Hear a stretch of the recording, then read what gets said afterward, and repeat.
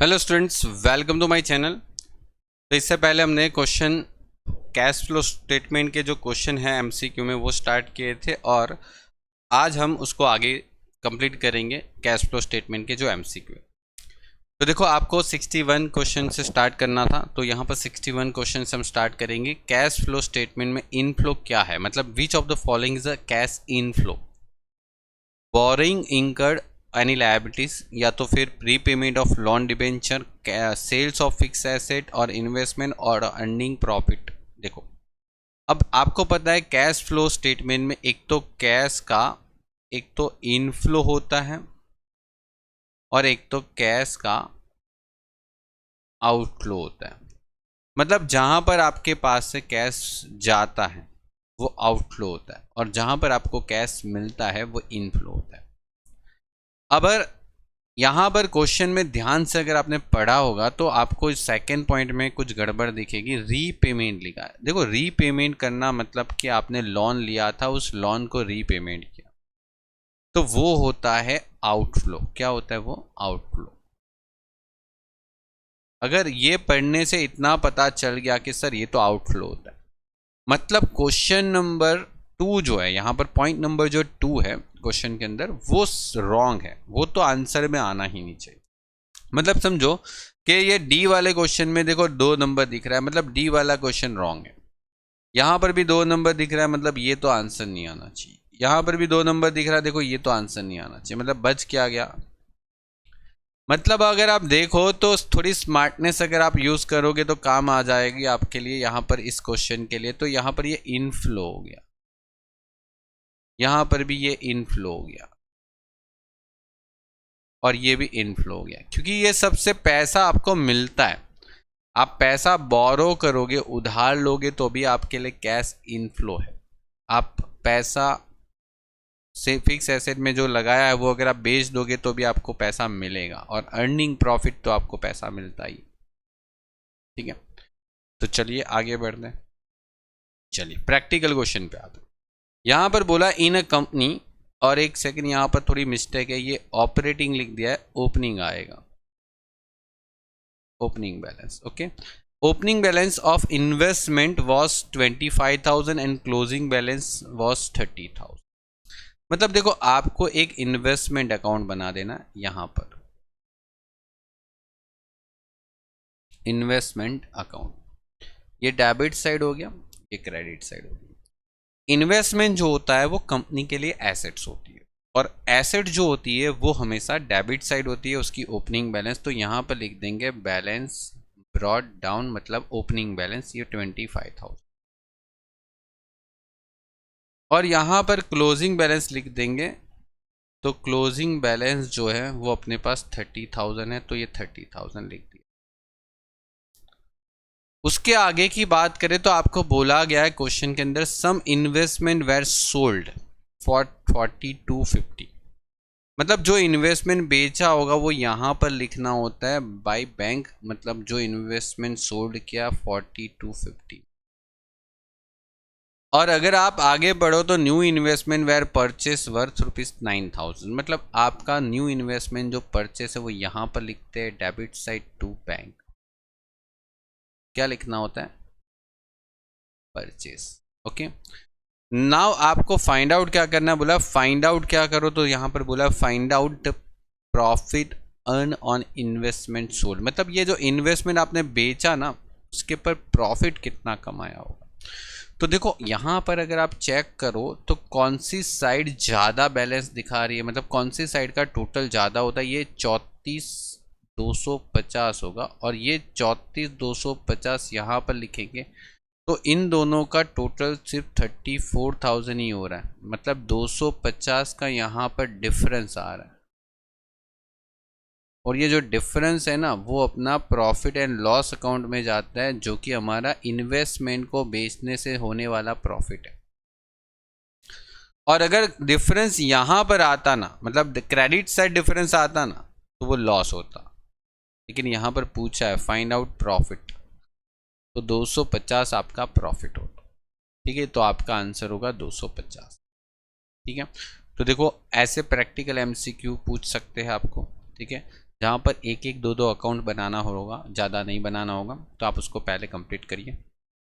चल, बहुत अच्छा एमसीक्यू है, मोस्ट इम्पोर्टेंट एमसीक्यू मैं मानता हूँ इस टाइप के एमसीक्यू को। आपको फंड फ्लो में भी ये एमसीक्यू पूछा था, ठीक है, तो कैश फ्लो में भी पूछ सकते हैं सेम टाइप का एमसीक्यू। देखो कैश फ्लो फंड फ्लो के एमसीक्यू सेम टाइप के रहेंगे, बस वहाँ पर फंड इनफ्लो और फंड आउटफ्लो का रहता है, यहाँ पर कैश इनफ्लो और कैश आउटफ्लो का रहता है। दोनों का कॉन्सेप्ट आधे ऊपर तो सेम ही।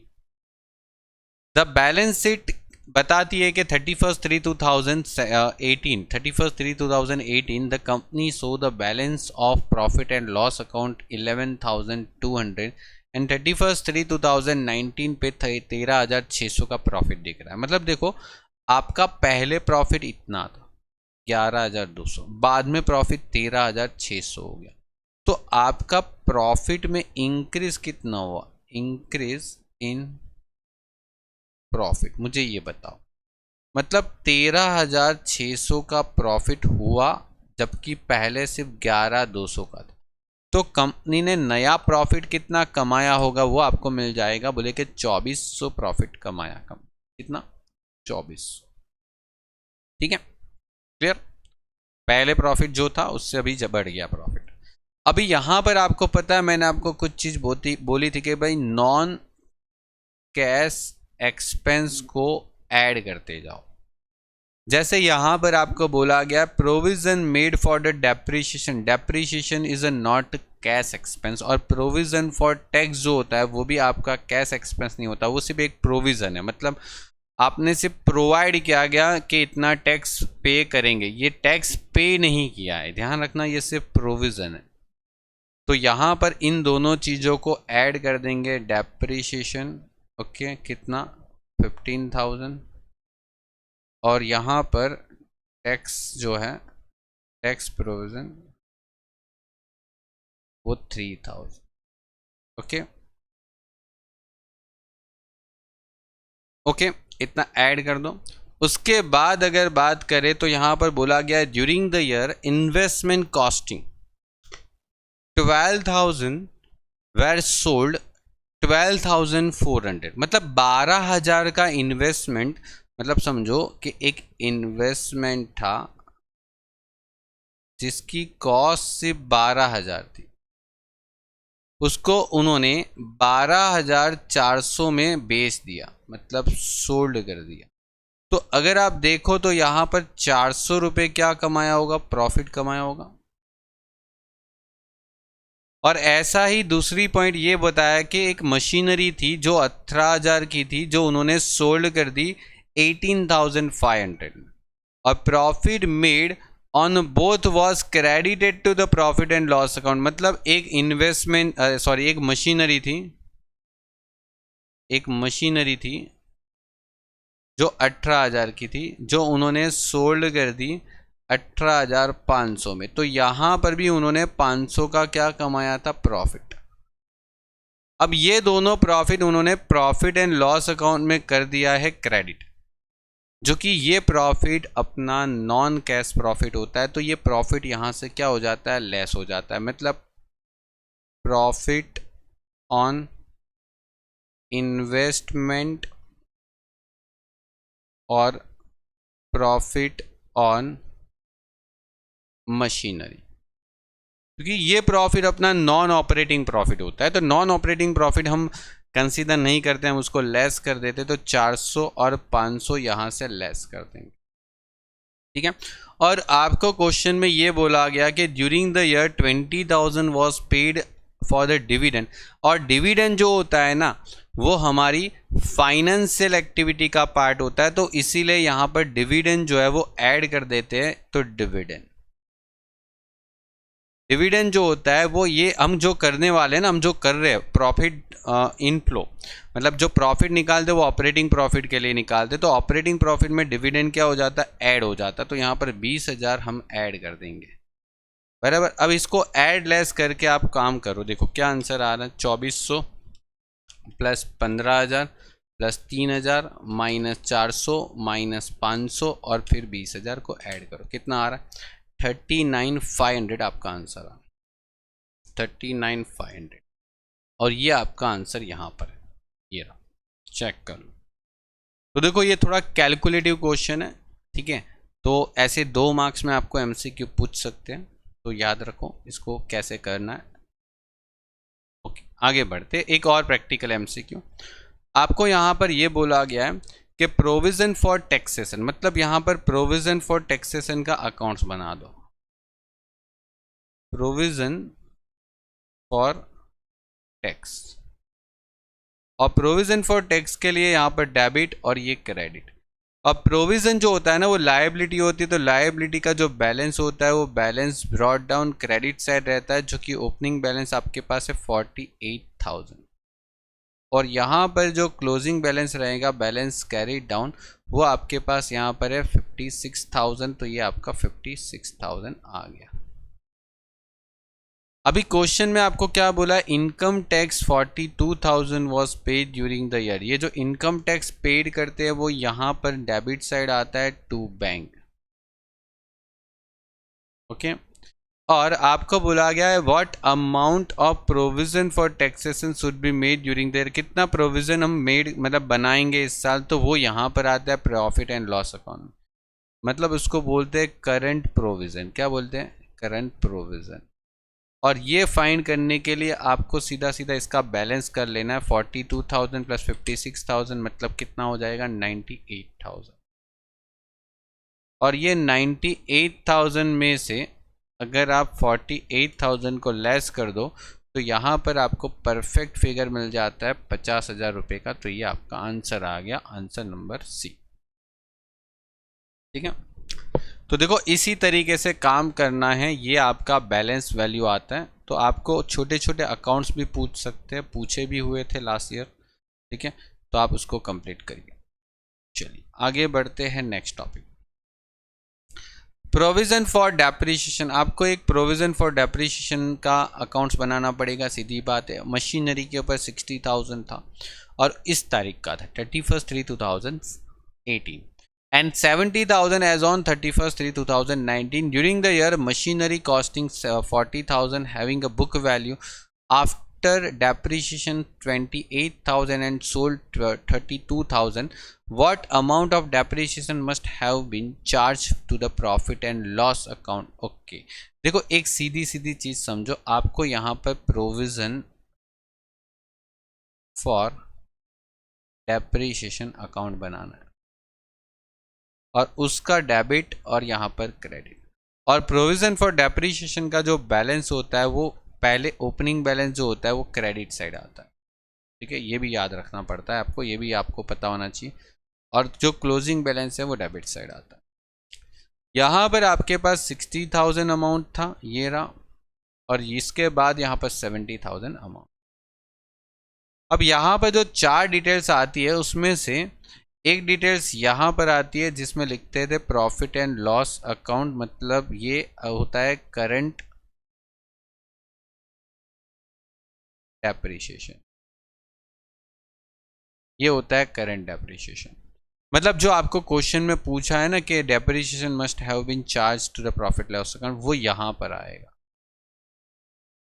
तो सीधी बात है, यहाँ पर कुछ अमाउंट आती है, वो क्या होती है, वो होता है मशीन, मतलब क्या आप मशीनरी बेच रहे हो, तो ये होता है मशीनरी अकाउंट।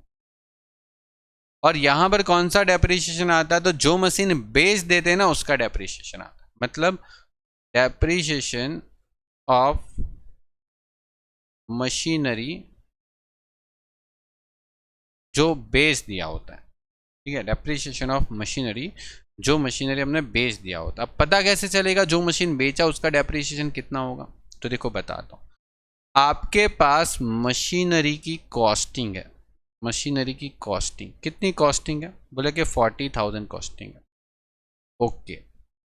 और उसमें से आपको पता है डेप्रिसिएशन लेस करने के बाद जो मिलता है ना उसको बोलते हैं डेप्रिसिएशन बाद की वैल्यू, जिसको नाम दिया जाता है बुक वैल्यू, मतलब आफ्टर डेप्री, आफ्टर डेप्री। और ये क्वेश्चन में आपको दे रखा है, बोला 28,000, मतलब ये 28,000 आपकी वैल्यू है। तो सीधी बात है यहाँ पर बीच में से लेस कितना किया होगा, 40 में से कितना माइनस करते हैं तो 28 होता है। तो आप बोलोगे सर 12,000, सही बात ना, 12,000 लेस किया होगा तभी तो 28 आया होगा। तो ये जो 12,000 की जो वैल्यू है वो आपका बेचे हुए मतलब बेचे हुए मशीन का डेप्रिसिएशन है, वो यहाँ पर आता है।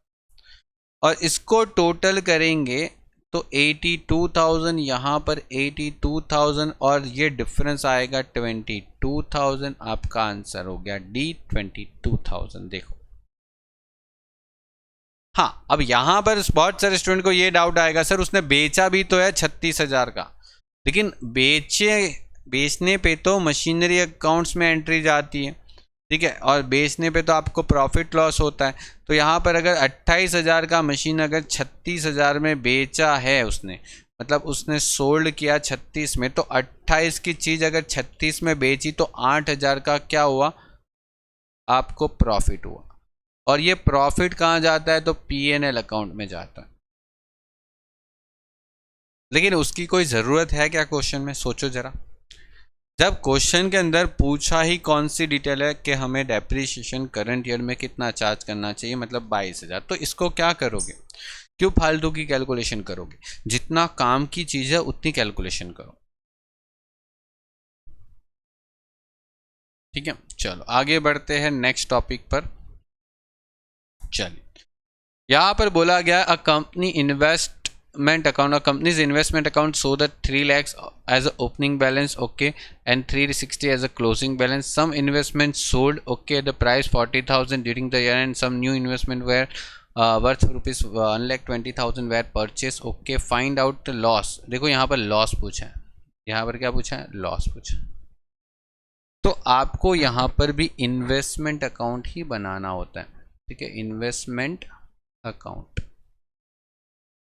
इन्वेस्टमेंट अकाउंट के अंदर ये डेबिट हो गया, क्रेडिट हो गया, यहाँ पर उसका ओपनिंग बैलेंस आ जाएगा और यहाँ पर उसका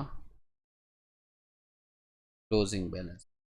कितना ओपनिंग बैलेंस है, बोला कि 3 लाख रुपए, ओके। कितना क्लोजिंग बैलेंस है, बोला कि 3,60,000 रुपये, ठीक है। कितने इन्वेस्टमेंट आपने बेच दिए, तो वो यहाँ पर लिख दो, बोला कि बाय बैंक। कितना इन्वेस्टमेंट बेच दिया, तो बोला कि आपने 40,000 का इन्वेस्टमेंट बेच। आपने कितने का इन्वेस्टमेंट नया खरीदा, बोला कि 1,20,000 का इन्वेस्टमेंट नया खरीदा, तो वो आएगा डेबिट साइड, यहाँ पर बैंक।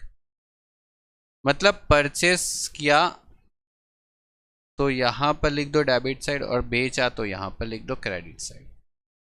अब आपको अगर पता चलता है कि कौन सी साइड ज़्यादा है, तो ये 4,20,000 है और ये 4,20 होना चाहिए था। यहाँ पर डिफरेंस बच रहा है, देखो टोटल कितना डिफरेंस आ रहा है, 20,000 का डिफरेंस आ रहा है। और ये जो 20,000 का डिफरेंस आ रहा है ना, वो P&L अकाउंट में जाता है, वो लॉस होता है, ये लॉस होता है। और ये 20,000 की ही अमाउंट अपने को फाइंड करनी थी, क्योंकि हमें यहाँ पर लॉस फाइंड करना, ठीक है। देख लो, तो देखो क्वेश्चन इजी है, ऐसे ही बन जाते हैं, बस आपको अकाउंट्स प्रॉपर बनाने आने चाहिए, ठीक है। अगर ये सब चीज़ अगर आपको नहीं आती, इन्वेस्टमेंट अकाउंट, एप्रिसिएशन अकाउंट, तो थोड़ा प्रॉब्लम आएगा। और वो सीख लो, सेम ही पूछेंगे, सिर्फ अमाउंट चेंज करेंगे पूछेंगे तो। चलिए, प्रैक्टिकल के छोड़ के अभी एक थियरिकल क्वेश्चन आया। क्या बोला गया कि which of the following is a not पे ध्यान देना, not cash flow from investment activity, मतलब कौन सा इन्वेस्टमेंट एक्टिविटी का कैश फ्लो नहीं है। तो देखो, sale procedure of the machinery, मतलब मशीनरी बेचा तो आपका इन्वेस्टमेंट एक्टिविटी होता है, okay. Investment, okay, investment activity होता है ये। चलो, तो ये तो जाने दो, सही है। मतलब पहला नंबर तो आपका इन्वेस्टमेंट एक्टिविटी है। मतलब पहला अपने यहाँ पर क्या पूछा है, not cash flow from investment activity, मतलब कौन सा इन्वेस्टमेंट एक्टिविटी नहीं है। अब सीधी बात है, देखो पहला देख लिया तो पहला तो इन्वेस्टमेंट एक्टिविटी है, ठीक है। अब चेक करो बाकी का, पेमेंट ऑफ डिविडेंड नहीं, ये फाइनेंशियल एक्टिविटी है, मतलब दूसरे नंबर वाला फाइनेंशियल एक्टिविटी है। अब आप जरा इतने से ही चेक करोगे ना तो पता चल जाएगा। देखो पहले वाला तो इन्वेस्टमेंट एक्टिविटी है, यहाँ पर नहीं है वो पूछा है, तो ये तो आंसर नहीं होगा। बी वाला आंसर भी देखो, फर्स्ट नंबर का बोला कि इन्वेस्टमेंट एक्टिविटी कौन सी नहीं है, लेकिन यहाँ पर तो पहला नंबर तो इन्वेस्टमेंट एक्टिविटी है, तो ये भी आंसर नहीं होगा। ये वाला भी आंसर नहीं होगा क्योंकि ये इन्वेस्टमेंट, तो आंसर सी ही आएगा, ठीक है, इधर से ही लॉजिक लग जाता है। और अगर पूरा सॉल्व करना है तो करो, कोई बात नहीं है। देखो यहाँ पर क्या बोला, payment of income tax. Payment of income tax मतलब ऑपरेटिंग एक्टिविटी हो जाती है। ठीक है, एक सेकेंड में थोड़ा ठीक से लिख देता हूँ।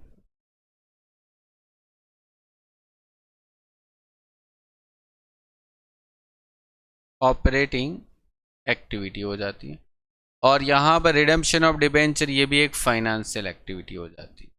मतलब देखो, ये दूसरा, तीसरा और चौथा ये जो है ना, वो इन्वेस्टमेंट एक्टिविटी नहीं है। ठीक है, ये इन्वेस्टमेंट एक्टिविटी नहीं है। इन्वेस्टमेंट एक्टिविटी सिर्फ पहले नंबर की थी। हो गया काम, सिंपल। चलो आगे बढ़ते हैं। विच of the following is correct, कौन सा सही है, आपको सही है वो पूछा। ठीक है, चलिए। तो आपको बोला कि मशीनरी आपने परचेस किया, ब्रॉट मशीनरी 20,000, ये कैश इनफ्लो है। सही है, बिल्कुल सही है। क्या आउटफ्लो है? मशीनरी खरीदा है तो कैश आउटफ्लो होता है। यस, बिल्कुल सही है। मतलब पहला तो सही हो गया। अब पहला यहां पर है, यहां पर। ठीक है, ओके। फिर बात करते हैं आगे। Paid advance income tax 50,000, no effect cash flow.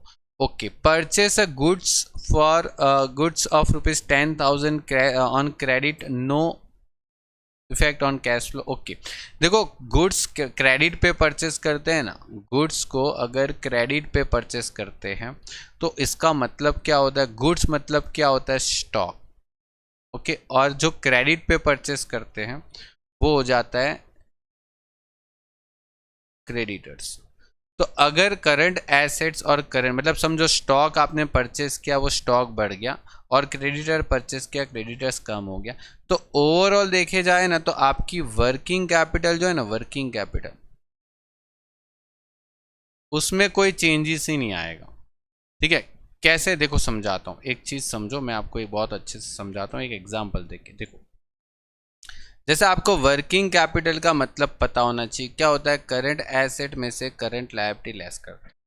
मैं यहाँ पर जस्ट एक एग्जांपल लेके समझा रहा हूँ। सपोज करो आपका करंट एसेट्स जो है वो 1 लाख है। ओके, सपोज करो करंट एसेट 1 लाख, और करंट लायबिलिटी जो है वो आपकी कितनी ले लेते हैं, चलो 30,000 रख लो, 30,000। तो आपकी वर्किंग कैपिटल कितनी हो जाती है, आप देखो माइनस करके 70,000 हो गया। ओके, सही। अब आप चेक करोगे यहां पर कि अगर मैं कोई गुड्स परचेस करता हूं, समझो मैंने कोई गुड्स परचेस किया, तो मेरे पास गुड्स परचेस करने से क्या हो जाता है, मेरा करंट एसेट जो है वो बढ़ जाएगा। समझो मेरा करंट एसेट पहले 1 लाख था, मैंने नया 10,000 का गुड्स परचेस किया, तो गुड्स मतलब कि करंट एसेट्स, तो करंट एसेट्स का पार्ट होता है ना गुड्स मतलब स्टॉक, तो स्टॉक जो है वो बढ़ जाएगा 1,10,000 से, क्योंकि 10,000 से मैंने नया स्टॉक खरीदा, और वो भी उधार पे खरीदा है। तो उधार पे खरीदा है तो सामने के साथ जो लायबिलिटीज है ना वो भी बढ़ जाएगी। मतलब पहले 30,000 की लायबिलिटी थी, अभी वो कितनी हो जाएगी, 40,000 की, क्योंकि मैंने अभी तक पेमेंट नहीं किया, उधारी पे लिया है। तो आपका वर्किंग कैपिटल तो 70,000 ही रह गया ना, अभी भी चेंज थोड़ी हुआ, पहले भी वही था, अभी भी वही है। मतलब दूसरा ऑप्शन है ना वो सही है, ये भी सही है कि नो इफेक्ट, सही है, नो इफेक्ट ही होता है। ठीक है, और यहां पर बोला issue the equity share capital 5 lakhs at 10% premium for the cash, it is a cash inflow. सही बात है, अगर आप इक्विटी शेयर इश्यू करते हो तो कैश इनफ्लो होता है। मतलब देखो ये 3 तो अगर आपको पता चल रहा है कि पूरा पूरा सही लग रहा है, तो सीधी बात है कि यहाँ पर नंबर 1 सही दिख रहा है, यहाँ पर नंबर 1 सही है, यहाँ पर नंबर 3 सही है, यहाँ पर नंबर 4 भी सही है। मतलब आपका डी वाला आंसर करेक्ट। ठीक है, ये वाला आंसर गलत है। Not, no effect on cash flow नहीं होना चाहिए, इफेक्ट होती है। अगर आप इनकम टैक्स पे करते हो तो कैश फ्लो, आपका पास कैश जाता है, कम होता है, आपका पेमेंट कर रहे हो आप, तो ये है ना, कैश नो इफेक्ट नहीं आना चाहिए, यहाँ पर आउटफ्लो होता है, आउटफ्लो होता है। ठीक है, इसीलिए ये गलत था, आपको करेक्ट ऑप्शन निकालना था, तो ये आपकी करेक्ट ऑप्शन है। ठीक है, देख लो। तो देखो हर चीज़ को डिटेल में समझा करो, एनालिसिस करो, क्योंकि यहाँ से आपको क्वेश्चन कॉन्सेप्चुअल पूछेंगे। ऐसा नहीं कि आप 500 600 या मतलब इतने एमसीक्यू करके याद करके जा सकते हो, वो पॉसिबल नहीं है किसी के लिए। विच of the following statement is correct, आपके पास कौन सा स्टेटमेंट यहाँ पर करेक्ट है वो देखना है। तो देखो मैं आपको यहाँ पर बता ही देता हूँ ये चीज़। एक तो होती है करंट एसेट और दूसरी होती है करंट लायबिलिटी। करंट एसेट या तो इंक्रीज होती है, ओके, या तो डिक्रीज होती है, और वैसे ही करंट लायबिलिटी या तो इंक्रीज होती है या तो क्या होती है, डिक्रीज होती है। अगर करंट एसेट इंक्रीज होती है तो आपका कैश जो है ना वो कम होता है, मतलब आपको लेस करना होता है, और ये आपको ऐड करना होता है। यहाँ पर ये ऐड करना होता है, ये लेस करना होता है। इतना याद रख लो for the cash flow statement. अब यहाँ पर क्या बोला, कैश फ्लो, मतलब कैश फ्लो डिक्रीज, डिक्रीज मतलब कि कम हो रहा है, ठीक है, मतलब कैश फ्लो क्या हो रहा है, डिक्रीज हो रहा है। तो क्या यहाँ पर बोला कि इंक्रीज इन करंट एसेट्स, क्या करंट एसेट में इंक्रीज होना चाहिए, तो करंट एसेट में इंक्रीज होगा तो ही तो कैश डिक्रीज होगा, मतलब माइनस होगा, ये मतलब डिक्रीज हो गया, डिक्रीज इन कैश।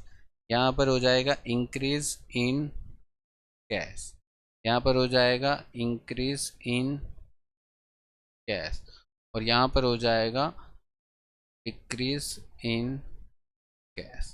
मतलब पहला ही सेंटेंस मुझे तो सही लग रहा है, लेकिन फिर भी एक बार सब चेक कर लेते हैं। कैश फ्लो डिक्रीज, मतलब कैश फ्लो अगर डिक्रीज हो रहा है, मतलब माइनस में जा रहा है, तो एक तो यहाँ पर माइनस है, एक तो यहाँ पर माइनस है, ठीक है, दो जगह माइनस है।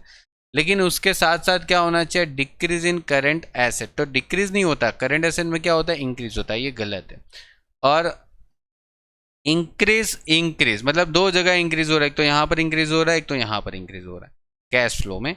और क्या बोला, कैश फ्लो में इंक्रीज होने से क्या होना चाहिए, करंट एसेट्स क्या होनी चाहिए, इंक्रीज होनी चाहिए, बनेगी, ये गलत है, मतलब ये भी गलत है। करंट एसेट क्या होनी चाहिए, डिक्रीज होनी चाहिए, यहाँ पर इंक्रीज नहीं आना चाहिए, डिक्रीज होना चाहिए। और इंक्रीज होने से यहाँ पर क्या होना चाहिए, करंट लायबिलिटीज में डिक्रीज बोलना चाहिए, तो यहाँ पर डिक्रीज नहीं होना चाहिए, यहाँ पर इंक्रीज होने से करंट लायबिलिटीज में भी इंक्रीज ही होना चाहिए, ये गलत है, मतलब ये आंसर है, ठीक है। मतलब एक चीज समझो कि ऐसे याद रख सकते हो, देखो करंट एसेट्स अगर इंक्रीज होती है तो आपका जो कैश जो है वो है, कैश फ्लो की बात करूँ, कैश फ्लो जो है वो क्या होता है, डिक्रीज होता है, और ये डिक्रीज होता है तो आपका कैश फ्लो जो है वो क्या होता है, इंक्रीज होता है। और करंट लायबिलिटी की बात करें तो करंट लायबिलिटी अगर इंक्रीज होती है या तो डिक्रीज होती है, तो यहाँ पर कैश फ्लो जो है वो इंक्रीज ही होता है, और यहाँ पर कैश फ्लो जो है वो डिक्रीज होता है, ठीक है, ये चीज़ याद रख लेना। कंप्लीट, चल आगे बढ़ते हैं नेक्स्ट टॉपिक। क्वेश्चन नंबर 70 में क्या बोला, विच of the following statement is not correct, कौन सा गलत है वो बताना है, ओके। तो देखो अभी तो मैंने बता दिया कि करंट एसेट्स में अगर इंक्रीज होती है तो कैश फ्लो क्या होता है, डिक्रीज होता है, और डिक्रीज होता है तो ये क्या होता है, इंक्रीज होता है, कैश फ्लो मतलब फ्लो ऑफ कैश, ओके। और करंट लायबिलिटीज की बात करूँ तो करंट लायबिलिटीज में अगर इंक्रीज होने से कैश फ्लो भी इंक्रीज होता है, डिक्रीज होने से कैश फ्लो भी डिक्रीज होता है। अब देखते हैं कौन सा गलत है। देखो करंट एसेट में इंक्रीज है, मतलब करंट एसेट में इंक्रीज है, तो आपका कैश फ्लो क्या होना चाहिए, डिक्रीज होना चाहिए, डिक्रीज होना चाहिए, सही है। यहाँ पर करंट एसेट्स के अंदर डिक्रीज है तो डिक्रीज, तो साथ में क्या होना चाहिए, इंक्रीज, मतलब ये भी सही है। अब करंट लायबिलिटी की बात करें तो लायबिलिटी में इंक्रीज डिक्रीज, तो इंक्रीज के साथ लायबिलिटीज में अगर इंक्रीज के साथ इंक्रीज होना चाहिए, इंक्रीज के साथ इंक्रीज होना चाहिए, तो डिक्रीज के साथ इंक्रीज क्या कर रहा है, मतलब ये सही है, ये गलत है, मतलब ऑप्शन नंबर डी आपका गलत है, ठीक है, ये आपका गलत ऑप्शन। कंप्लीट हो गया। तो देखो इसी तरीके से आपको सारे एमसीक्यू करने हैं, कुछ नया नहीं है, आप क्वेश्चन को पढ़ो, क्वेश्चन को रीड करो, उसके कॉन्सेप्ट को समझो, टॉपिक को लिख के रखो, काम हो जाएगा, ठीक है। चलिए तो फिर मिलते हैं नेक्स्ट लेक्चर के अंदर नए क्वेश्चन के साथ। Good bye and take care, और करते रहिए, जितने भी आपकी बुक्स की थियरी है वो भी पढ़ते रहिए, उसमें से ही एमसीक्यू बनते हैं, कहीं और जगह से एमसीक्यू नहीं आने वाले, बुक्स में से ही थियरी कंटेंट से एमसीक्यू डालेंगे, ठीक है। चलिए तो मिलते हैं नेक्स्ट लेक्चर के अंदर। Good bye and take care.